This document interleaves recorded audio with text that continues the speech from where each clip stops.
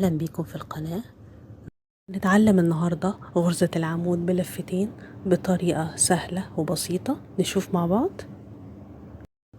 عدد من السلاسل أنا عملتهم وهسيب لكم في الآي طريقة السلسلة. أول حاجة هنلف الخيط على الإبرة مرتين، وبعد كده هنعد عدد السلاسل اللي هو ارتفاع الغرزة، وهما 4 سلاسل ارتفاع للغرزة.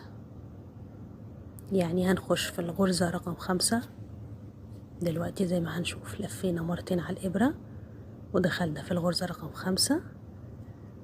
هنسحب خيط، هيبقى عندنا 4 لفات على الإبرة. هنلف الخيط ونسحب من لفتين، عندنا 3 لفات على الإبرة. هنلف الخيط على الإبرة ونسحب من لفتين بس، عندنا لفتين على الإبرة.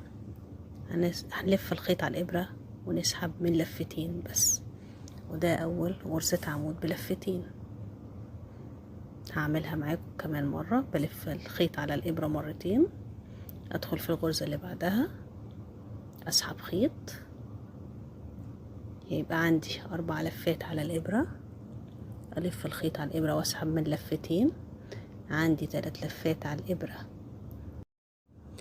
ألف الخيط وأسحب من 2، عندي حلقتين على الإبرة. ألف الخيط وأسحب من 2. وده طريقة أو خطوات العمود بلفتين. هنكررها مع بعض تاني. ألف الخيط مرتين على الإبرة، طبعا أسندهم بحيث اللفات ما تفكش من إيدي. أدخل بالإبرة في الغرزة اللي بعدها، أسحب خيط، يبقى عندي 4 لفات على الإبرة. ألف خيط على الإبرة وأسحب من حلقتين بس. بعد كده يبقى عندي 3 لفات على الإبرة أو 3 حلقات. أسحب خيط أو ألف خيط على الإبرة وأسحب من لفتين بس، عندي حلقتين على الإبرة.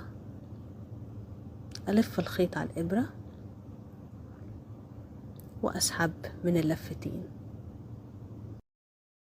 كررها معاكم.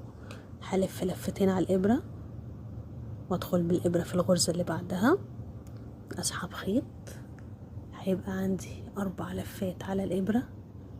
ألف الخيط على الإبرة وأسحب من 2، عندي 3 لفات على الإبرة. ألف الخيط على الإبرة وأسحب من 2، عندي لفتين على الإبرة. ألف الخيط وأسحب من 2. ده شكل غرزة العمود بلفتين أو طريقة تنفيذها، بحيث لما نشوفها بتتعمل قدامنا دلوقتي نقدر نعملها بكل سهولة.